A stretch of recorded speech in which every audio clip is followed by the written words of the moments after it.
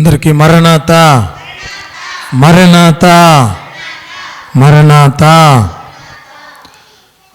ప్రభు యొక్క సముఖములోనికి వచ్చిన మనెల్లరకును మన ప్రియుడు, ప్రాణనాథుడు, మన రక్షకుడు, మన విమోచకుడైన యేసుక్రీస్తు ప్రభువారి యొక్క కృప, సమాధానములు దేవదేవుడు మనెల్లరకు దయచేయును గాక. ఆమేన్. ప్రార్థన చేసుకుందాం. మహాగణుడా, మహోన్నతుడా, పరిశుద్ధుడా, ప్రేమాస్వరూపుడైన మా తండ్రి, మీ ఘనమైన, మీ శక్తి కలిగిన, మీ ఉన్నతమైన నామమునకై వందనములు, స్తుతులు, స్తోత్రములు ప్రభువా. మీ కృపను బట్టి, మీ దయను బట్టి, మీ ఏర్పాటును బట్టి మోషే సుఖోపవాస ధ్యాన దినములలోని 37వ దినములో ప్రవేశపెట్టిన దివ్యుడా, మీ ఘనమైన నామమునకు వందనాలు ప్రభువా. మీరే మాతో మాట్లాడి మీ వాక్యము ద్వారా మమ్మను బలపరచి మీ వాక్యములో ఉన్న సంగతులను నేర్పించి మహిమనందమని మా మంచి బోధకుడై ఉన్న యేసు స్వామి ద్వారా అడిగి వేడుకుంటున్న మా పరమ తండ్రి, ఆమేన్. అందరికీ మరొకసారి మరణాత.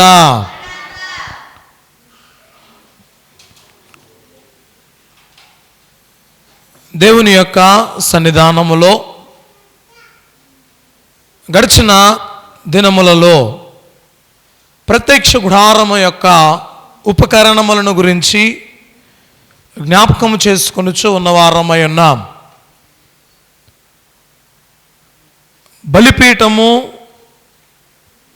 ఏ విధమైనటువంటి సూచన కలిగి ఉందో, గంగాళము ఏ విధమైనటువంటి సూచన కలిగి ఉందో, అలాగుననే దీపవృక్షము, ధూపవేదిక, సముఖపు రొట్టెల బల్ల, వీటిని గురించి కొన్ని మాటలను మనం జ్ఞాపకం చేసుకునే వారమై ఉంటూ ఉన్నాం. ఒకసారి పరిశుద్ధ గ్రంథములో మనం నేర్చుకున్నటువంటి ఈ మాటలు, బలిపీఠము యేసుక్రీస్తు ప్రభు వారి యొక్క సిలువ త్యాగానికి గుర్తుగా ఉంది. గంగాళము గంగాళము దేనికి గుర్తు? శుద్ధికి గుర్తుగా ఉంది. యేసుక్రీస్తు ప్రభు వారు ఒక మాట చెప్పారు. అది, అయ్యా, నా సహోదరుడు తప్పు చేసిన యెడల ఎన్ని మార్లు నేను క్షమించాలి? ఒకసారా, 2 సార్లా, 3 సార్లా, 4 సార్లా, 10 సార్లా, 7 సార్లా అంటే 70 మార్లైనా నువ్వు క్షమించాల్సిందే అన్నాడు. ఏమండి, 70 మార్లైనా నీవు క్షమించాల్సిందే. చూడండి, అంటే ఈ జలము, గంగాళములో ఉన్నటువంటి జలము దేవుని యొక్క వాక్యానికి సూచనగా ఉంది. వాక్యముతో ఎప్పుడు కూడా మనలను మనము శుభ్రపరుచుకోవాలి, శుద్ధి చేసుకోవాలి. వాక్యమనే ఉదక స్నానము చేసేవారముగా మనం ఉండాలి. ఇది గంగాళమునకు సంబంధించిన మాట. పరిశుద్ధ స్థలములో గమనిస్తే ధూపవేదిక, దీపవృక్షము, సముఖపు రొట్టెల బల్ల. ధూపవేదిక ఏమో మనం చేసేటువంటి ప్రార్థన ప్రభు యొక్క సన్నిధానమునకు వెళ్ళాలి అంటే ఈ వేదిక ఎంత అవసరమై ఉంటూ ఉందో, అలాగే మనం చేసే ప్రార్థన ప్రభు చెంతకు వెళ్ళాలి అంటే యేసు నామము అంత అవసరము. అండి, ధూపము వెయ్యాలి అంటే ఈ ధూప వేదిక అనేది ఉండాలి. ఈ ధూప వేదిక మీద ఆ బలిపీఠము దగ్గర నుండి తీసుకుని వచ్చిన నిప్పులను ఉంచి దాని మీద సుగంధ ద్రవ్యములను వేసేవారై ఉంటూ ఉన్నారు. అంటే ప్రియ దేవుని బిడ్డలారా, దేవుని యొక్క సన్నిధానములోనికి ఈ ధూపము అంటే మన విజ్ఞాపన, మన ప్రార్థన వెళ్ళాలి అంటే ఎలా వెళుతుంది? యేసు నామముననే వెళుతుంది. ఈ ధూప వేదిక యేసయ్యకు సాదృశ్యముగా ఉంది. ఇంకా దీప వృక్షము ఏంటండి? దీప వృక్షము. వెలుగై ఉన్నటువంటి దేవదేవుడు మనతో మాట్లాడుతూ ఉన్నటువంటి మాట, వెలుగై ఉన్నటువంటి మీరు వెలిగించే వారై ఉండాలి. నశించిన దానిని వెతకి రక్షించుటకు క్రీస్తు యేసు ఈ లోకమునకు వచ్చెను. చీకటిలో ఉన్నటువంటి వారిని వెలుగులోనికి నడిపించుటకు ఆయన ఈ లోకానికి వచ్చాడు. వెలిగించబడినటువంటి మనం దేవుని యొక్క స్వార్థ ద్వారా, దేవుని యొక్క మాటల ద్వారా, సాక్ష్యముల ద్వారా, ఆయన చేసిన ఉపకారముల ద్వారా ఇతరులను వెలిగించే వారముగా ఉండాలి అని ఈ దీప వృక్షము మనకు తెలియచేస్తూ ఉంది. ఇంకా మరి ఒక మాట, సముఖపు రొట్టెల బల్ల. ఈ సముఖపు రొట్టెల బల్ల యేసుక్రీస్తు ప్రభువారి యొక్క శరీరమునకు సాదృశ్యముగా ఉంది. ఎవరు మాత్రమే ఈ శరీరాన్ని భుజించగలరు అంటే పరిశుద్ధత కలిగి ప్రత్యక్ష గుడారములో పనిచేసేటువంటి వారు మాత్రమే ఈ పరిశుద్ధ రొట్టెలను భుజించగలరు. అలాగే మనము కూడా క్రీస్తు యేసు ప్రభువారిలో ఆయన రక్తములో కడుగబడి విమోచించబడి బాప్తిస్మము అనే ద్వారము ద్వారా లోనికి ప్రవేశించినప్పుడు ఆయనే ప్రభు సంస్కార విందు రొట్టెను మనకు దయచేసేవారై ఉన్నారు. ఈ రొట్టె దేవునికిని మనకును సహవాసమును పెంచేదై ఉంటుంది.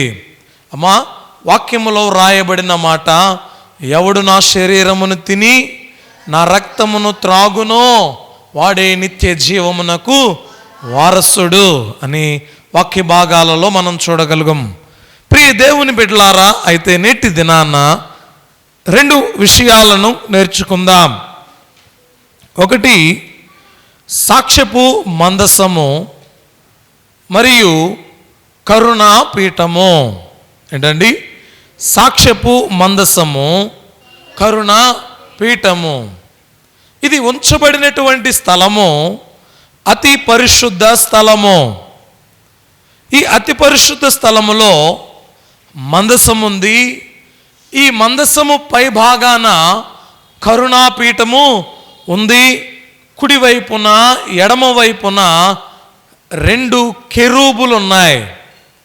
దేవదేవుడు ఈ కెరూబుల మధ్య నుండి ఈ కరుణాపీఠము మీదుగా ఆయన ప్రధాన యాజకునితో మాట్లాడేవారై ఉన్నారు.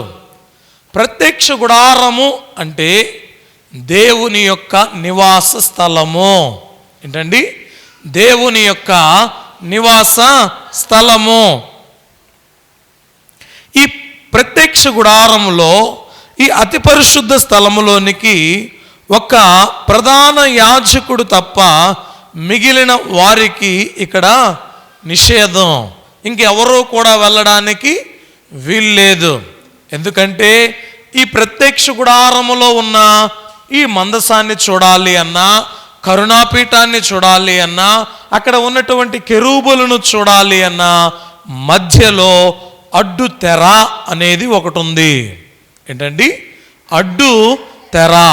చూడండి ప్రియ దేవుని బిడ్డలారా, ఈ పరిశుద్ధ స్థలమునకు ఈ అతి పరిశుద్ధ స్థలమునకు మధ్య ఉన్నటువంటిదే అడ్డు తెర. అయితే నేటి దినాన మనం గమనించిన వారమైతే ఈ వాక్యం తెలియచేయబడుతున్నటువంటి మాట, ప్రధాన యాజకుడు ఏమండి, ప్రధాన యాజకుడు కూడా సంవత్సరమునకు ఒక్కసారి మాత్రమే ప్రవేశించాలి. ఎక్కడికి? అతి పరిశుద్ధ స్థలములోనికి. చూడండి, ప్రధాన యాజకుడు సంవత్సరమునకు ఒక్కమారు మాత్రమే అతి పరిశుద్ధ స్థలములోనికి ప్రవేశించాలి. చూడండి, అయితే అతి పరిశుద్ధ స్థలములోనికి వెళ్ళేటువంటి టైం చాలా తక్కువ. అంటే సంవత్సరంలో ఒక్కమారే. అది కూడా ఈ యాజకుడు వెళ్ళేటప్పుడు ఈ యాజకునికి యొక్క ప్రత్యేకమైనటువంటి వస్త్రాలు, యాజక వస్త్రాలు, ఆయనకి దట్టి, ఆయనకి ఉన్నటువంటి అంగీ చుట్టూ కూడా దానిమ్మ పండ్ల వలె గంటలు, ఈ విధంగా రకరకాలైనటువంటి విధానముతో యాజకుడు ఆ చోటికి వెళ్ళాలి. ఎందుకంటే ఒకవేళ ఈయనలో పాపము ఏదైనా ఉంటే పరిశుద్ధుడైన దేవుని దగ్గర ఏమైపోతాడండి? చనిపోతాడు. అయితే ఇంక ఎవరూ కూడా లోనికి వెళ్ళడానికి కూడా వీలు లేదు. కాబట్టి ఆ తాడుతోనే ఆ వ్యక్తిని, యాజకుని బయటికి లాగేసేవారై ఉంటారు.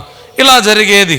అయితే ప్రియ దేవుని బిడ్డలారా, పరిశుద్ధ స్థలమును అతి పరిశుద్ధ స్థలమును 4 స్తంభముల మీద వ్రేలాడి తీయబడిన తెర వేరుపరచబడుతూ ఉంది. ఈ యొక్క పరిశుద్ధ స్థలాన్ని, అతి పరిశుద్ధ స్థలాన్ని 4 స్తంభముల మీద పరచినటువంటి ఒక తెర, ఈ తెరే వేరు చేస్తూ ఉంది. ఈ మాదిరిగా వాల్స్, గోడలు లేవు, కేవలం తెరలో. ఇది ఈ స్థలము వేరు, ఈ స్థలము వేరు అనడానికి మధ్యలో ఏముందండి? తెర మాత్రమే ఉంది. ఈ తెర మీద ఉన్నటువంటి కెరూబులు, ఈ తెర మీద కెరూబుల బొమ్మ, కెరూబులు అంత నగిషీ పనిగా చేయబడ్డాయి. అంటే నేసేటువంటి వారు నేటి దినాన రకరకాలైనటువంటి డిజైన్స్ను మనం చూస్తూ ఉన్నాం. నేత చేసే వారిని గురించి మనం చూస్తూ ఉన్నాం. అయితే ఆ దినాలలో కెరూబులు ఏ విధంగా ఉంటారో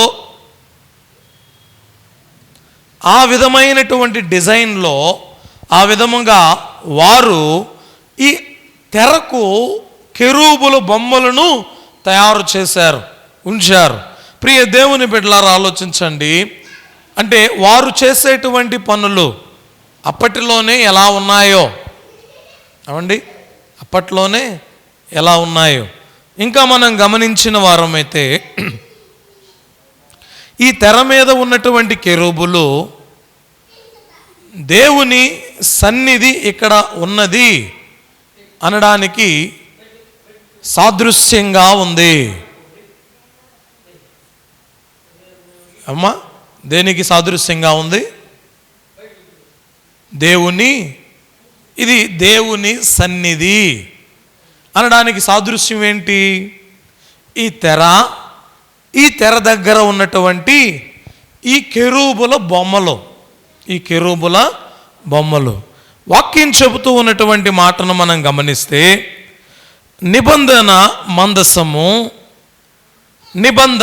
మందసము దేవుడు మానవుడు కలుసుకునేటువంటి ఒక ప్రధానమైన స్థలమై ఉంటూ ఉంది. ఈ నిబంధన మందసము ఈ అతి పరిశుద్ధ స్థలములోనే దేవుడు మాట్లాడుతూ ఉన్నాడు. ఈ అతి పరిశుద్ధ స్థలములో నుండి, ఈ కరుణాపీఠము మీద నుండి దేవదేవుడు ఇశ్రాయేలీయుల ప్రజలైనటువంటి వారితో మాట్లాడుతూ ఉన్నాడు. అంటే మానవుడు దేవుడు కలుసుకునేటువంటి స్థలమే ఈ యొక్క అతి పరిశుద్ధ స్థలము.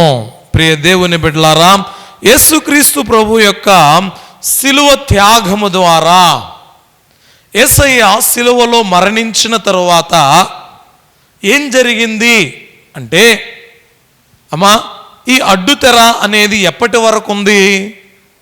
యేసుక్రీస్తు ప్రభువారు మరణించేంత వరకు కూడా పరిశుద్ధ స్థలం అనేది, అతి పరిశుద్ధ స్థలం అనేది, ఆవరణము అనేది కనబడుతూ ఉన్నాయి.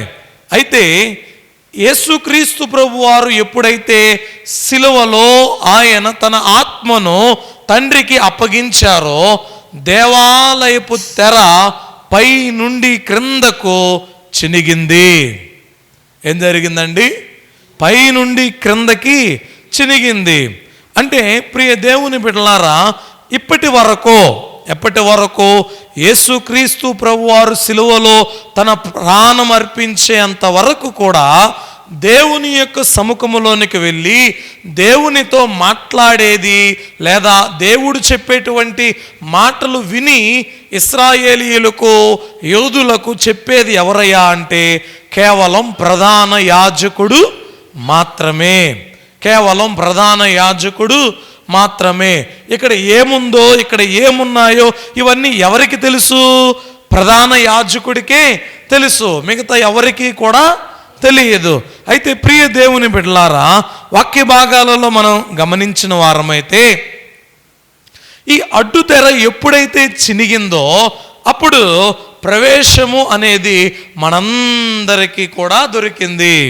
ప్రియ దేవుని బిడ్డలారా, ఇప్పుడు మనము ధైర్యముగా ఎక్కడికి వచ్చామో తెలుసా? కృపాసనము యొద్దకు వచ్చిన వారమై ఉంటూ ఉన్నాం. దేవుని యొక్క సింహాసనము యొద్దకు వచ్చిన వారమై ఉంటూ ఉన్నాం. ప్రియ దేవుని బిడ్డలారా, వాక్య భాగాలలో మనం చూస్తే యోహాను గారు రాసినటువంటి మొదటి పత్రిక 4వ అధ్యాయము 10వ వాక్యం, మనము దేవుని ప్రేమించితమని కాదు, తానే మనలను ప్రేమించి మన పాపములకు ప్రాయశ్చిత్తమై ఉండుటకు తన కుమారుని పంపెను.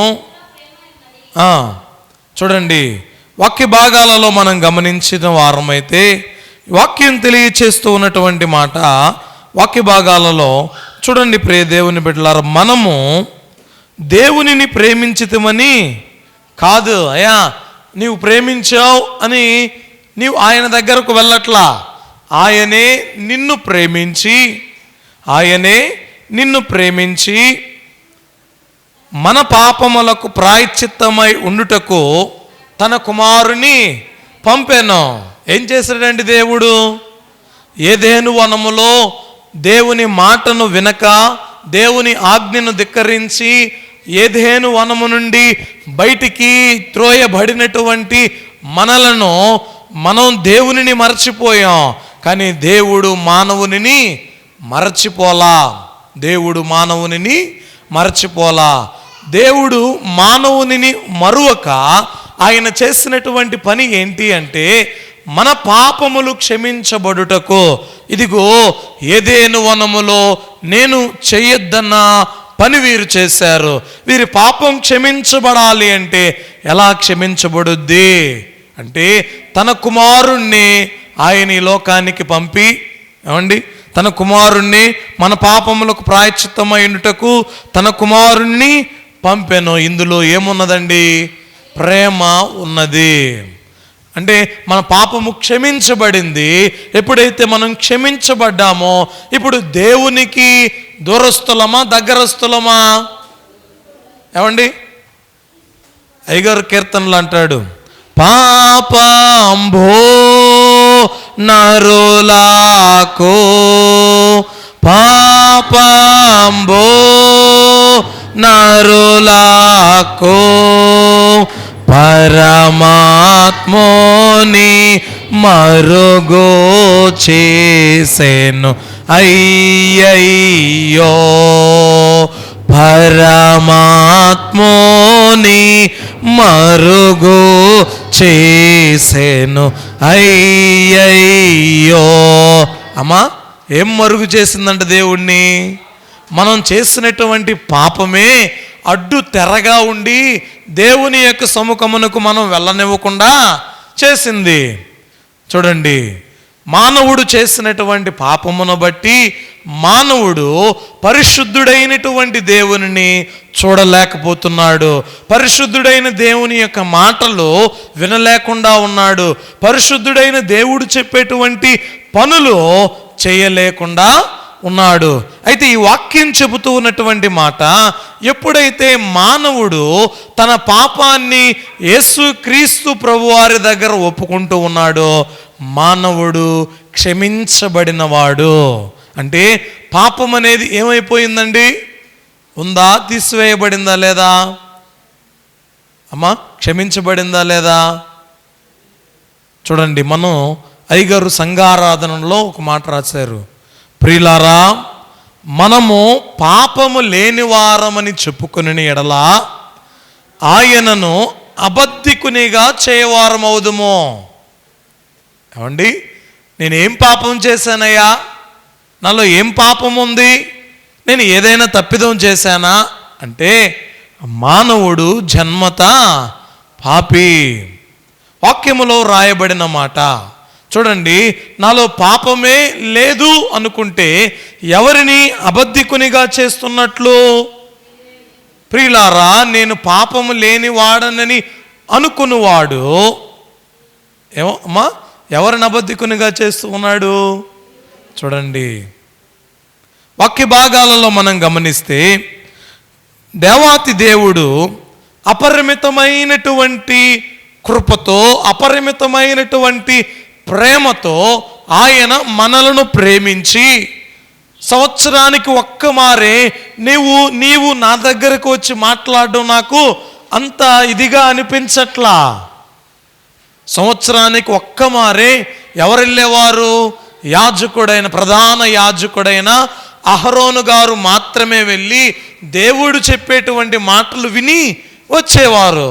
అయితే ప్రియ దేవుని బిడ్డలారా, యేసుక్రీస్తు ప్రభువారు ఎప్పుడైతే మన పాపములను క్షమించాడో మనందరం కూడా ఎవరికి దగ్గరస్తులమయ్యాం? దేవునికి దగ్గరస్తులమయ్యాం. ఇప్పుడు నేనే కాదు, మీరే కాదు, యేసుక్రీస్తు ప్రభువారి యందు విశ్వాసం ఉన్న ప్రతి ఒక్కరు కూడా ఆయనతో మాట్లాడచ్చు. వాక్య భాగాలలో మనం గమనించిన వారమైతే చూడండి, రోమాపత్రిక 3వ అధ్యాయము 24, 26 వచనాలు.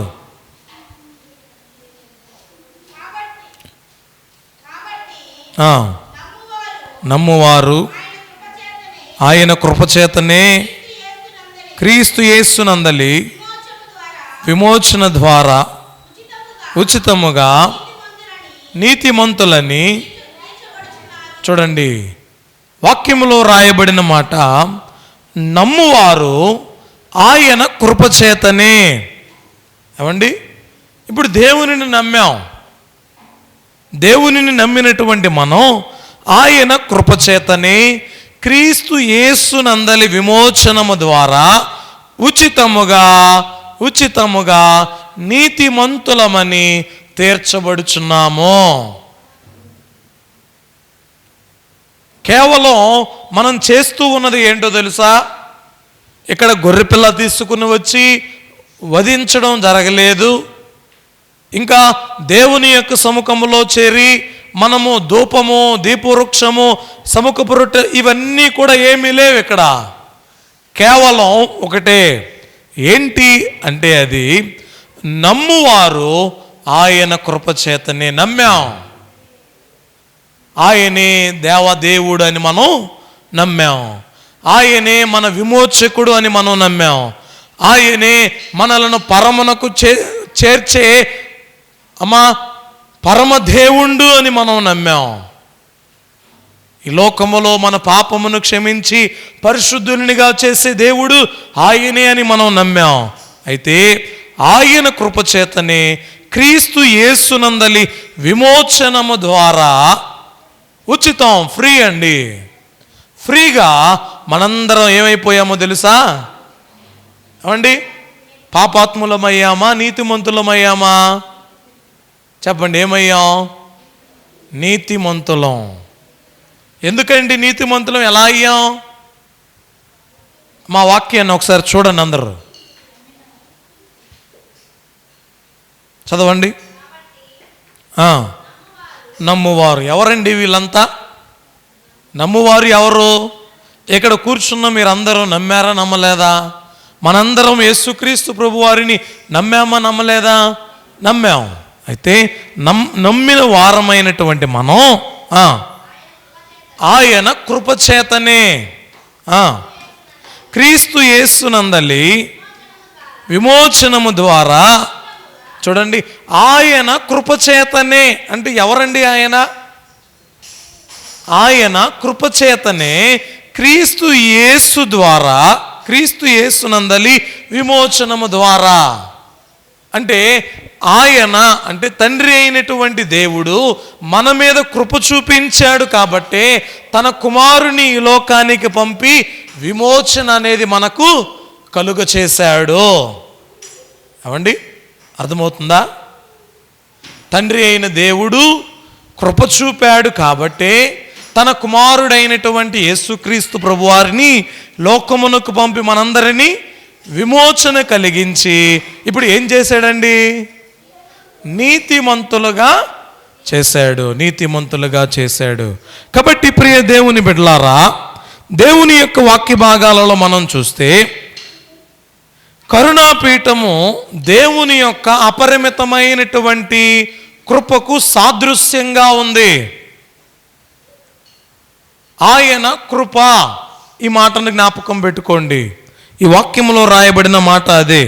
ఏంటి అంటే ఆయన కృపచేతనే ఈ కరుణాపీఠము మీద సింహాసనాసీనుడైనటువంటి దేవుని యొక్క కృపచేతనే మనందరం విమోచించబడిన వారమై ఉంటూ ఉన్నాం. విమోచించబడిన వారమై ఉంటూ ఉన్నాం. ప్రియ దేవుని బిడ్డలారా, మరొక మాట కూడా చూద్దాం. ఇంకా చూస్తే, పూర్వము చేయబడిన పాపములను దేవుడు తన ఓరిమి వలన ఉపేక్షించినందున ఆయన తన నీతిని కనపరచవలనని. అమ్మ వినండి మాట. అంటే ఈ మందసాన్ని గురించి, ఈ మందసము మీద కూర్చున్న ప్రభువారి గురించి వ్రాయబడిన మాటలండి ఇవి. వ్రాయబడిన మాట జాగ్రత్తగా ఆలోచన చేస్తే, పూర్వము చేయబడిన పాపములను, అమ్మా ఎప్పుడు చేయబడిన పాపములు? పూర్వము అంటే క్రీస్తు ప్రభువారి లోకానికి రాకముందు చేయబడినటువంటి పాపములను దేవుడు తన ఓరిమి వలన ఉపేక్షించినందున, అయ్యా మీ బలులు నాకు వెక్కసమైపోయాయి, నాకు ఇష్టం లేదు, మీరు పాపం చేస్తున్నారు, తప్పిదం చేస్తూ ఉన్నారు, మీరు మిమ్మల్ని మీరు సరిచేసుకోకుండా మరలా ఏం చేస్తూ ఉన్నారు? మరలా పాపం చేస్తూనే ఉన్నారు. మీ బలులు నాకు వెక్కసమైపోయాయి. కాబట్టి ఏం చేయండి ఇప్పుడు? అమ్మా ఆ వాక్యములో రాయబడిన మాట, దేవుడు తన ఓరిమి వలన ఉపేక్షించినందున ఆయన, ఆ ఒక్కొక్క మాట ఎంతగా మాట్లాడుతుందో, ఆయన తన నీతిని కనపరచవలెనని. ఏమంటున్నాడండి ఇక్కడ? అయ్యా మీ బలులు నాకు వెక్కసమైపోయాయి, మీరు పాపము చేసి, చూడండి, ఈ దేవుడు తన ఓరిమి వలన ఉపేక్షించినందున, పూర్వము చేయబడినటువంటి పాపములను దేవుడు ఉపేక్షించాడు. ఉపేక్షించినందున ఆయన తన నీతిని కనపరచవలనని ఏం చేశాడు? క్రీస్తు యేసు రక్తమునందలి విశ్వాసము ద్వారా ఆయనను కరుణాధారముగా బయలుపరచును. దేవుడిప్పటి కాలమందు తన నీతిని కనపరచు నిమిత్తము తాను నీతిమంతుడును యేసునందు విశ్వాసము గలవానిని నీతిమంతునిగా తీర్చువాడునై ఉండుటకు ఆయన అలాగూ చేసెను. ఇప్పుడు మనం నీతిమంతులముగా అవ్వాలంటే ఎవరు యందు విశ్వాసం ఉంచాలి? అమ్మా మొదటిగా ఒక మాట చూసాం. ఏంటా మాట? క్రీస్తు యేసునందు ఎవరైతే నమ్మకము కలిగిన వారై ఉంటారో వారే నీతిమంతులు. వినండి ఈ మాటలు, కొంచెం జాగ్రత్తగా ఆలకించండి.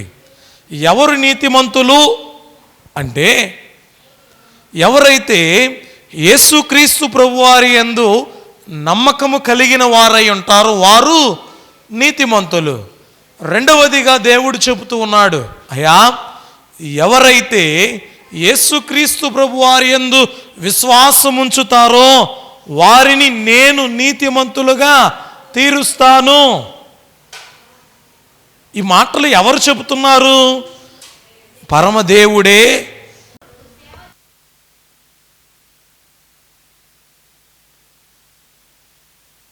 దేవుని బిడ్డలార మాటలను మనం చూస్తే, అయ్యా వీటి గురించి తెలియచేయడు. దానిపైన కరుణాపీఠము, కమ్ము కొనుచున్న మహిమ గల కెరూబులుండెను. వీటిని గూర్చి ఇప్పుడు వివరముగా చెప్పవల్లపడదు. ఇవి ఇలాగూ ఏర్పరచబడినప్పుడు యాజకులు సేవ చేయుచు నిత్యమును ఈ మొదటి గుడారములోనికి వెళ్ళుదురు గాని సంవత్సరమునకు ఒక్కసారి మాత్రమే ప్రధాన యాజకుడు ఒక్కడే రక్తము చేత పట్టుకుని రెండవ గుడారములోనికి ప్రవేశించును. ఆ రక్తము తన కొరకును ప్రజల అజ్ఞాన కృతముల కొరకును అతడు అర్పించును. దీనిని బట్టి ఆ మొదటి గుడారం ఇంకా నిలుచుచుండగా అతి పరిశుద్ధ స్థలములో ప్రవేశించు మార్గము బయలుపరచబడలేదని పరిశుద్ధాత్మ తెలియజేయుచున్నాడు. ఆ గుడారం ప్రస్తుత కాలమునకు ఉపమానముగా ఉన్నది. వాక్యములో రాయబడిన మాటలు చూడండి, కొంచెం నేర్చుకుందాం. అమ్మా, ఈ దేవుని యొక్క మందసం ఉంది, మందసము మీద కరుణాపీఠం ఉంది. ఈ కరుణాపీఠము మీద నుండి దేవదేవుడు మాట్లాడేవారుగా ఉంటున్నారు. దేవదేవుడు మాట్లాడేవారుగా ఉంటున్నారు. ఈ అతి పరిశుద్ధ స్థలంలోనికి ఎప్పుడు మాత్రమే వెళ్ళాలి? సంవత్సరానికి ఒక్కసారే రక్తాన్ని చేత పట్టుకొని వెళ్ళాలి. అజ్ఞాత కృతములు అన్నాడండి. అంటే అజ్ఞాన కృతముల కొరకును ఆ రక్తము తన కొరకు, ప్రజల అజ్ఞాన కృతముల కొరకును అతడు అర్పించును. చూడండి, ఆ రక్తాన్ని చేత పట్టుకుని ఈ యొక్క అతి పరిశుద్ధ స్థలములోనికి వెళ్ళేవారు. వారు ఏమైనా తప్పిదం చేసినప్పుడు మరలా విమోచన కలిగి, అయ్యా ఇక మేము ఈ పాపములో ప్రవేశించము అని అనుకున్నారా అంటే అలాగా వారు లేరు. అందుకే దేవుడు మీ బలులు నాకు వెక్కసమైపోయాయి అన్నాడు. అయితే యేసుక్రీస్తు ప్రభు వారి ద్వారా, ఆయన రక్తము ద్వారా, ఆయన మీద విశ్వాసము ద్వారా, ఆయన మీద నమ్మకము ద్వారా మనలను నీతిమంతులుగా ఆయన చేసిన వారై ఉంటూ ఉన్నారు. ప్రియ దేవుని బిడ్డలారా, కరుణాపీఠము అనేది దేవుని యొక్క సింహాసనము. చెప్పండి, కరుణాపీఠము అనేది దేవుని యొక్క సింహాసనమై ఉంటూ ఉంది. చూడండి, ఇంకా మనం గమనించిన వారమైతే నిబంధన మందసము అనేది దేవుని కృపకు, దయకు సాదృశ్యముగా ఉండడాన్ని మనం చూస్తూ ఉన్నాం. ఈ నిబంధన మందసములో ఏమున్నాయి అంటే, ఏమండి, నిబంధన మందసములో ఏమేమి ఉన్నాయి? మన్నా, 10 ఆజ్ఞలు, అహరోను చిగురించిన కర్ర. చూడండి, ఆలోచించండి. కరుణాపీఠమేమో దేవుని యొక్క సింహాసనానికి గుర్తు. అమ్మా, కరుణాపీఠం దేనికి గుర్తు? దేవుని యొక్క సింహాసనానికి గుర్తు. ఈ కరుణాపీఠము మీద నుండి దేవుడు మాట్లాడేవారు. ఇక ఈ మందసమేమో దేవుని యొక్క కృపకు, దయకు సాదృశ్యంగా ఉంది. దేవుని యొక్క కృపకు, దయకు సాదృశ్యంగా ఉంది. నిబంధన మందసములో పెట్టబడిన 10 ఆజ్ఞల పలకలు యేసుక్రీస్తు ప్రభువారు ధర్మశాస్త్రాన్ని నెరవేర్చినాడని, దానిని త్రోసివేయుటకు రాలేదు అని సత్యాన్ని మనకు తెలియచేస్తాయి. ఈ 10 ఆజ్ఞలు ఏం తెలియచేస్తాయి అంటే, యేసయ్య ధర్మశాస్త్రాన్ని నెరవేర్చడానికి వచ్చాడే కానీ దానిని కొట్టివేయడానికి ఆయన రాలేదు. ఇంకా రెండవది ఏంటి? మన్నా గల పాత్ర. నిబంధన మందసములో మన్నా పాత్ర. ఈ మన్నా పాత్ర యేసుక్రీస్తు ప్రభువు మనకు జీవాహారమై ఉన్నాడు అను సత్యాన్ని తెలియచేస్తాయి.